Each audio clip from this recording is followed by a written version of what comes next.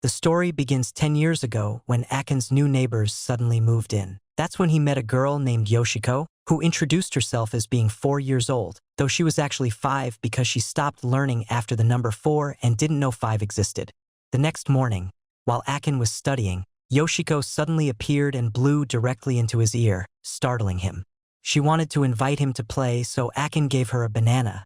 When she took a bite, she couldn't believe something so wonderful existed. She thought Akkun had given her the banana as a declaration of love, marking the start of their childhood. Yoshiko was always around Akkun until one day she stole his first kiss. Akkun immediately delivered a final blow to keep Yoshiko away, telling her never to bother him again. But every day, she continued approaching him, prompting him to train intensely to stop her. However, it was all in vain, as Yoshiko always found a way to get close to him. Surprisingly, the excessive training had side effects, making Akkun sick. Yoshiko visited him, giving him a princess kiss, thinking it would awaken the prince. Seeing the saliva on his mouth, Akkun launched all his attacks, but they were nullified. Yoshiko believed the power of love was healing Akkun. When the test results came back at school, Akkun scored very low because he couldn't concentrate due to Yoshiko's constant threat. However, pressure creates diamonds, and he thought if this continued, Yoshiko would become his wife, ruining his life. He devised a brilliant plan to make Yoshiko hate him. Knowing girls hate perverts, he started acting inappropriately around her daily, and it seemed to work. Yoshiko began fearing him and ran away every day. But things spiraled out of control when Yoshiko counterattacked, handing him her underwear, causing Akkun to faint immediately. Now, 10 years have passed, but this situation repeats daily. Akkun's supreme technique has reached its peak, and whenever Yoshiko approaches, he immediately launches a defensive attack. Today was test result day, and Yoshiko was confident in her abilities, always scoring 0. She joked about being a genius, maybe even friends with Nobita. Yoshiko mocked Akkun, the school's top student, who immediately showed his test with over 90 points. Shocked, Yoshiko declared him her husband. Akkun launched his final blow again, but Yoshiko acted like a Hollywood actress. Even more surprising, she tried lifting her clothes to prove her feelings, making Akkun stop her immediately. Yoshiko claimed that from childhood until now, she always ate the bananas Akkun gave her. The next day, when Akkun went to wake her for school, everything happened as usual, and Yoshiko's breakfast was once again a banana. Even Yoshiko's mother didn't know what to do, asking Akkun to teach and guide Yoshiko, as only he could save her.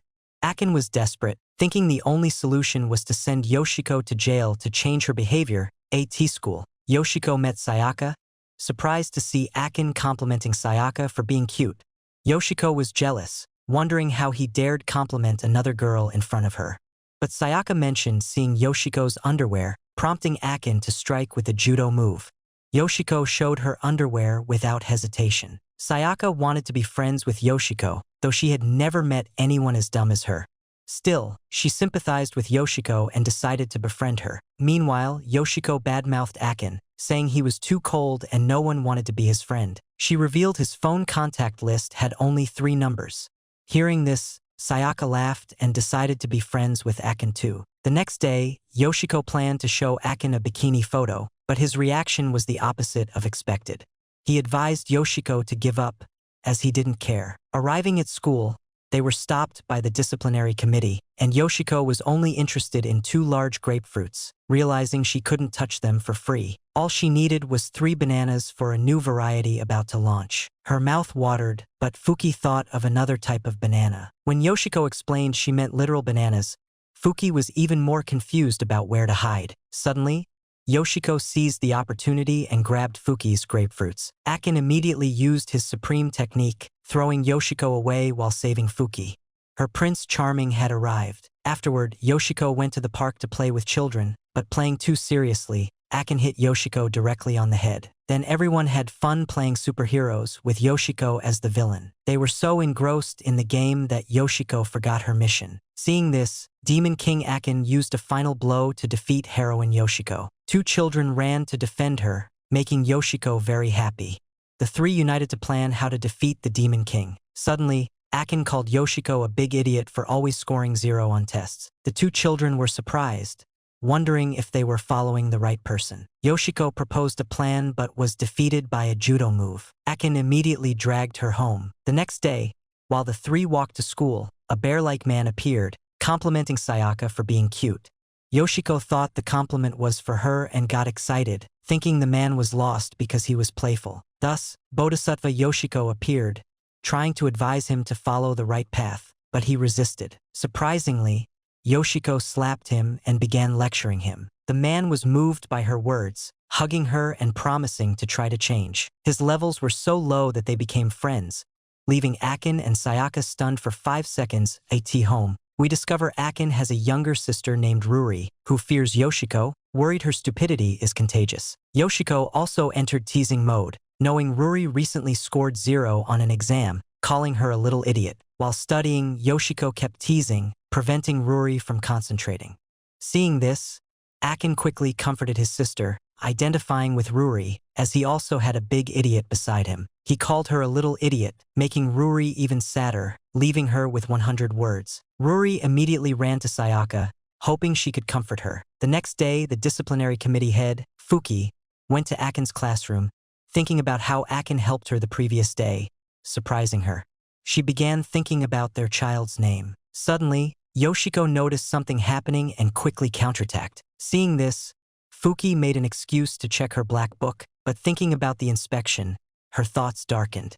To do this, she needed to get past the monster Yoshiko. The two engaged in an intense battle, but Yoshiko's skill, Laporti Radiata, ensured her victory. Unexpectedly, she advanced on Akkun like a predator, but unsuccessfully. When she awoke, she found a handsome boy beside her. Fuki left happily, but still left an indelible mark on Akkun. That afternoon, everyone visited Yoshiko's house. Seeing Sayaka's cute appearance, Yoshiko's mother was suspicious, thinking Sayaka might seduce her daughter's future husband. Unexpectedly, she intended to check Sayaka's underwear to judge her character based on color. Where did the handcuffs come from? Did she also want to catch criminals? This trick attracted Yoshiko's father in the past. At the critical moment, Akkun rescued Sayaka. To avoid conflict, she decided to undress, revealing pure white. At this moment, Yoshiko's mother was relieved. Today, Yoshiko went to the park to play with children again, but they encountered a white dog. While the children fled in fear, Yoshiko advanced to fight, resulting in a bite on the head. Immediately, the white dog became a steed, a peculiar beast. Thinking she could use all Akkun's martial arts to defeat it, Yoshiko forgot how to use them, falling to the ground. Discovering the dog was abandoned, Yoshiko decided to adopt it. That day, while the idiot ate a banana, she noticed the dog acting strangely intoxicated. She decided to run with Sayaka to the banana tree. At the supermarket, buying water, they spotted a doll resembling Yoshiko. She immediately grabbed it, leaving her with little money but still wanting another doll. They ran as if they'd never run before. In the late afternoon, they reached the countryside, where a farmer was perplexed, as Yoshiko had come so far just to thank him. Sayaka couldn't take it anymore, shamelessly asking for money to take the train home. The next day, Akkun was upset for not scoring 100 on the test, so Yoshiko decided to comfort him carefully, involving her mother's number 8 handcuffs. Afterward, she planned to eat Akkun, wanting him to become her husband. Fortunately, Akkun's skills weren't bad, thanks to his years of experience. He immediately silenced Yoshiko with a chokehold, but ended up with his face in her chest. Surprisingly, Yoshiko took a photo and sent it to Sayaka as new evidence. Akkun was really annoyed with this little troublemaker and suddenly launched a devastating blow against Yoshiko, but the handcuff key was still in her skirt pocket. Unexpectedly, Ruri ran in and saw the scene, thinking Akkun was a pervert, even though he was the victim. That morning, the gang leader from the other day picked a fight with Akkun, but before he could finish his sentence, he took a series of punches. It turned out the idiots just wanted to be friends. Today, Yoshiko went to watch a superhero show with some neighborhood kids and even claimed to be the adopted sister of the red superhero. Surprisingly, a guy playing the monster kidnapped a girl from the group because the superhero hadn't appeared for a while. So Yoshiko stormed the stage with the monster's mask, not wanting him to steal all the glory. The two kids followed suit. Although everyone was just acting, Yoshiko really started punching the monster, and these two kids weren't ordinary either. They quickly told Yoshiko to stand still to demonstrate their strength. In the end, it was all acting, and Yoshiko ended up stealing all the glory again, with the red superhero considered just part of the audience. Today, due to her completely failed test results, Yoshiko was called to the principal's office. Even the teacher tried to reason with her, But with her negative IQ, no matter how much he preached, nothing made sense to her. Now, the teacher handed her a literature test, asking about the emotional context of the story. The result was Yoshiko mocking the teacher, saying, "Teacher, you're 30 and still single. How could you understand? You're just pretending to teach. When I was 5, I had my first kiss. After a scolding, it feels like I'm being reprimanded by my mom." Now everything was upside down. The teacher was criticized by students for being eternally single.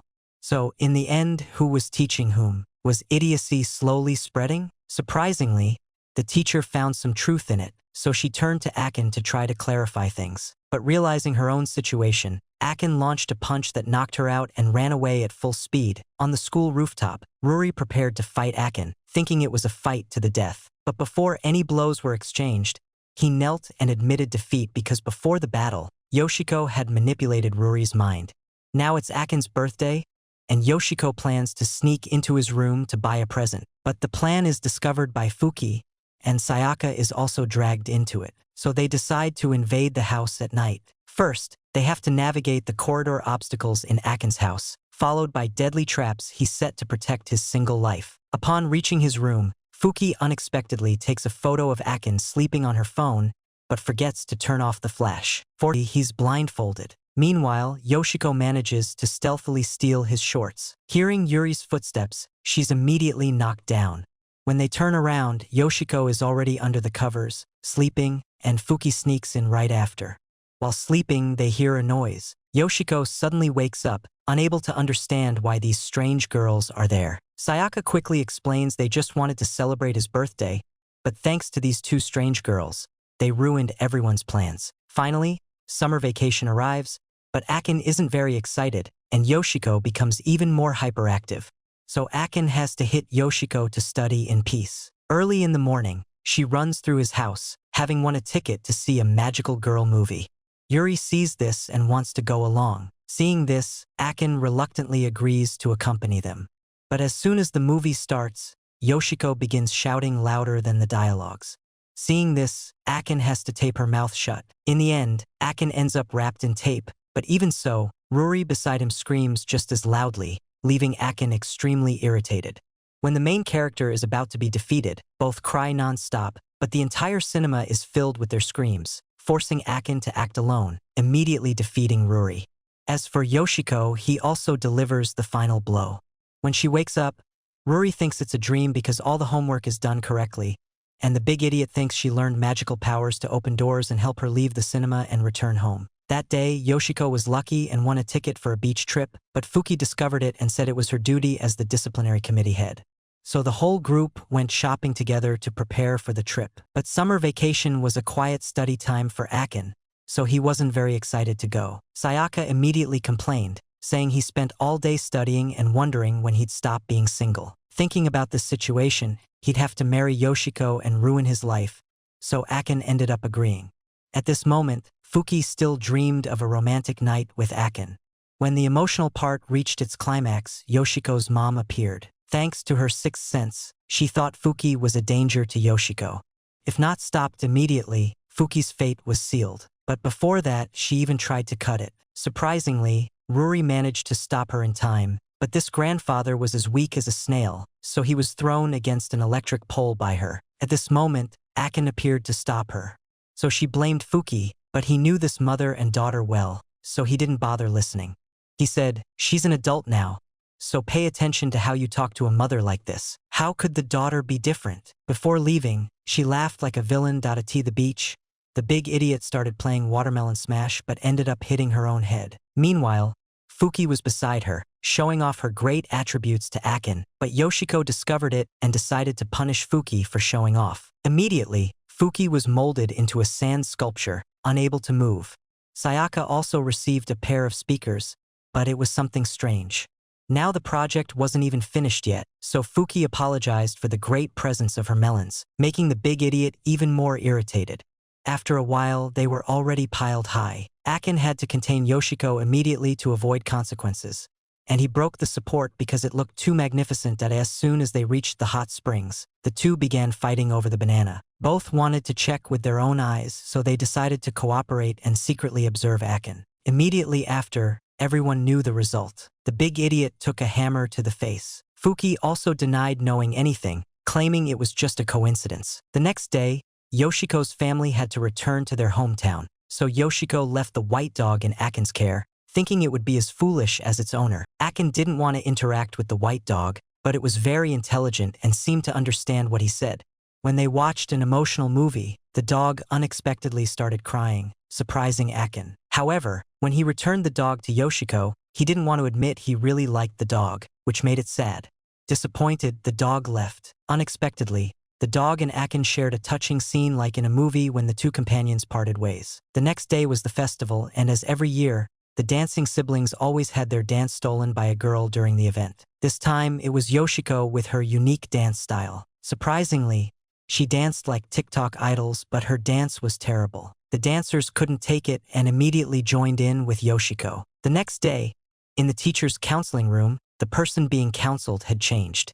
She spent the entire summer flirting with boys, going back and forth, yet still couldn't get a boyfriend. She tried to invest in Akkun, but he said she was 28, so it wasn't appropriate. Yoshiko planned to comfort the teacher by pretending to be a handsome young man, so she went to meet her in the corridor. Surprisingly, the teacher really fell for Yoshiko, thinking it's better to choose randomly than to choose wrong and stay single for so long. What can I do? Well, at the most tense part where she might kiss the young man, Yoshiko stopped immediately, but she spoke sweet words so well that the teacher completely fell for her. Surprisingly, since living with Yoshiko, the white dog has been very obedient. So today, Yoshiko decided to give him a name, but to be different from other dogs, she wanted to call him Cat. Akkun also liked the dog a lot and wanted to give him a nice name, thinking he was different from his foolish owner. This made both of them jealous, and they both wanted to name the dog, so a battle began. Thinking people wouldn't know it was a dog, Yoshiko suggested calling him Dog, and made him choose the name he liked by going to the person calling him. Under so much pressure, he ran away from home. Today, Yoshiko met her classmates and wanted to get to know them better, even suggesting they choose their underwear color wisely to avoid stealing hers. But the pink-haired girl had academic performance as poor as Yoshiko's, yet always refused. As a result, Yoshiko followed her until she agreed to play with her. To distract her, they suggested playing hide and seek, thinking it was her favorite game. Yoshiko quickly agreed. In the end, the next day, the class didn't see Yoshiko appear for class. Surprisingly, Yoshiko had disappeared for 3 days, scaring the other 3, so they started looking for her everywhere. Finally, Yoshiko crawled out of a manhole and declared victory. They agreed to play again, probably planning to hide for an entire week this time. The next day, Yoshiko went to look for the 3 again in the classroom and saw the pink-haired girl preparing to flirt with a boy. Only the black-haired girl had a boyfriend for over 3 months. Now everyone eagerly wanted her to tell how her relationship had developed. If they hadn't done anything, it would be just companionship, not love. Yoshiko began giving romantic advice, saying her relationship was already ending if she didn't take the initiative. So she forced the girl to confess her love to her boyfriend in front of the class. After some logical manipulation, she confessed her feelings to her boyfriend and took a speaker to the roof to announce the news to the whole school. The next day, Fuki watched secretly in the corridor. She even imagined the two growing old together. Sayaka discovered this and said that if Fuki wanted to win over Akkun, she should see how he reacted to her first. To be honest, Fuki was on the same level of stupidity as Yoshiko. She started following Akkun like a pervert every day, then explained the situation, and at that moment, Fuki realized the harsh truth. She only acted like this in front of her crush. Today, Yoshiko and the white dog went to Sayaka's house to play. Sayaka's house had a very cute dog, and the white dog fell in love with it. Unexpectedly, he found a bone somewhere and offered it as a gift, but the other dog didn't accept it. Suddenly, he received a lick on the paw, so he decided not to wash it for a week to keep the scent. Now the school's cultural festival arrived, and Yoshiko volunteered to be the class representative, but she didn't even know what the festival was, just excited to be involved. At this moment, the pink-haired girl also wanted the position. This time, Akkun sided with Yoshiko because he knew both were equally dumb and would turn the class into a real market. Now the girl mocked him for being smart but not even having 2 friends, leaving him frustrated and speechless, ending up crying and complaining. In the end, Yoshiko and her friends decided to do everything together. That night, they decided to stay to finish the work, but who would have thought the 2 idiots started playing all night and did nothing. During class, they slept peacefully. Now the class was organizing a maid cafe, but there were no customers. Suddenly, Ruri passed by and was dragged into the cafe. That night, Yoshiko discovered Fuki was rejecting a boy's confession. Hearing this, her meddling instincts kicked in, but if it was Fuki being rejected, she wouldn't be devastated. At least they should do something to celebrate the occasion, but Fuki was even worse. Suddenly, she asked the boy to evaluate her melons, but right at that moment, Akkun passed by. Fuki immediately changed her attitude and sent the boy flying to the ground. Now everyone was together celebrating the end of the cultural festival, but the noise was too loud, preventing Akkun from studying. The group started fighting. Sayaka insisted she was drinking barley tea, but it was actually a glass full of beer. She ended up completely drunk, being the clueless person she was, provoking a classmate for being flat-chested. This made the girl take off her shirt to prove she was at least the size of a lemon, but she quickly returned to her corner, her wall of shame. It turned out she used a trick, a bra padding, but to her surprise, it slipped, and now there was no salvation. The next day, the pink-haired girl wanted to get a piercing but was afraid of the pain, so she hesitated. That's when Sayaka appeared and offered total support. However, this only brought more problems for the girl. Yoshiko, seeing this, immediately thought her sister was desperate for male attention and wanted to beautify herself to attract them. She also felt envious seeing other girls with boyfriends going out and having fun. As Yoshiko always helps those in need, in the end, the two tried unsuccessfully to pierce the girl's ears. Even hesitant, she really liked the idea, but getting a piercing was very painful. Today was a day off and Yoshiko and the white dog went for a walk, but something was different. They ended up running a race with an old man in a zill, but something was beyond that. Yoshiko was surprised by the white dog's riding ability. Its posture wasn't affected by the wind, indeed a supreme technique. In the end, both won the race. At night, Yoshiko went out to play with the young group. Now everyone was playing roles as if they were in a movie, but the boy holding a dinosaur accidentally dropped it. Suddenly, Yoshiko entered revenge mode. But hold on, sister. This isn't a horror movie. Today, Fuki wanted to win over Ruri to make Yoshiko jealous, but ended up being caught by Yoshiko's mom. In the blink of an eye, her mom managed to steal Fuki's panties, a true talent to be studied. Then she asked if Fuki knew about the girl in front of her, but this pervert was already shameless. Thus began an epic battle of 500 rounds, but unbelievably, neither emerged victorious. In the end, with her 60 years of love experience, Yoshiko's mom won. Now she held Fuki firmly and used her foot to lift her skirt, but to everyone's surprise, Fuki was still wearing panties. It turned out that in the blink of an eye, Fuki managed to steal Ruri's panties. Now the two left in peace, leaving Ruri confused, not understanding anything. Only when she went to the bathroom did she realize she had lost something. The next day, while Yoshiko walked her dog, she saw Ruri holding a test with a 0 score, so they decided to test if she had any talent. Talent has no age, but no matter how hard she tried, Ruri couldn't demonstrate any skill. She began to despair, wondering if she was really that useless.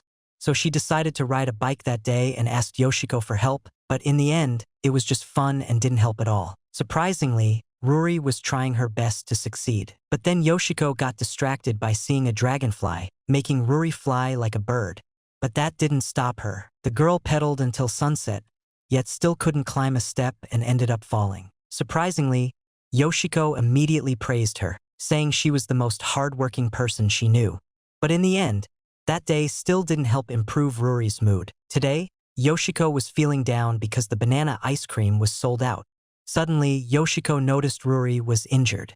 He found out about that store because of it and ended up being robbed by a gang. So she decided to teach them a lesson to avenge Ruri. She quickly took down the 2 guards at the door in the blink of an eye, and this is where the bananas come into play. At this moment, the gang leader was on the roof. Before he could hear the full report, unexpectedly, one of the henchmen got punched in the face by a grandma and fell silent. Arrogantly, the leader claimed to be the strongest of the 4 celestial kings in the region, but Yoshiko promptly demonstrated her banana peeling technique. With just 1 peeled banana, she defeated her opponent in an instant, and each of them ended up experiencing her banana attacks, showcasing her deep martial arts skills. Then she explained her motivation was to avenge her beloved banana ice cream. At the exact moment she let out a triumphant cry, the gang leader took a whole banana in his mouth. The next morning, the big idiot planned to skip class and go out with the big white cat, but Akkun immediately stopped her. The cat remembered his crush, the golden retriever dog, so he picked a jasmine flower to give her. While walking, he suddenly noticed a boy being dragged by a strong current. Without hesitation, the white dog dove in to rescue him. Then, on the way back, he ended up saving another boy from a car accident. However, the boy's mother misunderstood the situation and thought the white dog was attacking her son, so he had to flee quickly. He began to wonder if he accidentally stepped on his own poop. Today, somehow, he ended up entering a bank being robbed. Suddenly, he skillfully dodged bullets to avoid being hit, then unleashed the legendary canine kick to take down the robber. To console a girl who was crying, he even gave her a flower. Where can you find such an amazing dog? And so he bids farewell to everyone to visit his crush. Thank you for watching until the end. If you enjoyed this wild and hilarious journey with Yoshiko and her friends, don't forget to give us a thumbs up and subscribe for more anime recaps and fun content. If you made it this far, comment the secret word, Banana Hero below, and I'll give your comment a heart. Stay tuned for more adventures and surprises in the world of anime.